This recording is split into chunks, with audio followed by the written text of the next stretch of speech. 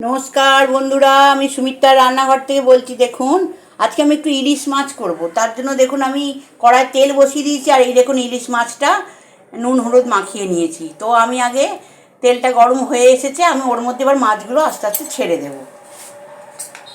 একটু ডিমওয়ালা ইলিশ আছে,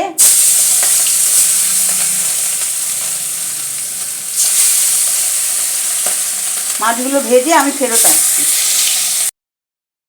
দেখুন বন্ধুরা, মাছটা কিন্তু ভেজে নিয়েছি, আর একটু তেল ও মুড়ো তেল এটা রেখে দিয়েছি।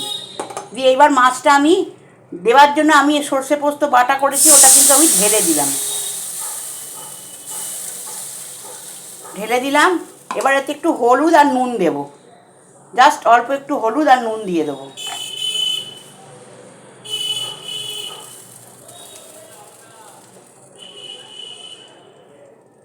হলুদ নুনটা দিয়ে দিলাম, আর একটু কাঁচা লঙ্কা আমি এতে ফাটিয়ে দিয়ে দেবো।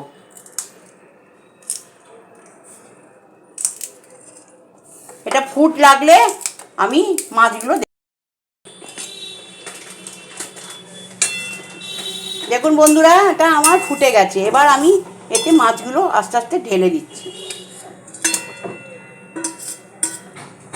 মাছগুলো ঢেলে দিলাম।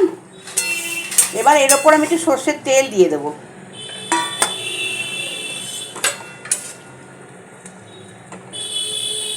কাঁচা সর্ষের তেল দিলে টেস্ট এসে যায়। তেল দিয়ে দিলাম, দেখতে পেলেন বন্ধুরা।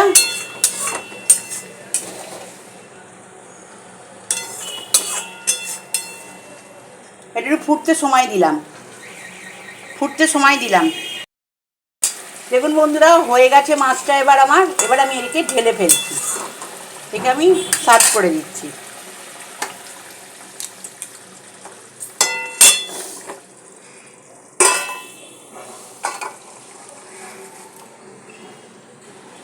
ঢেলে দিলাম।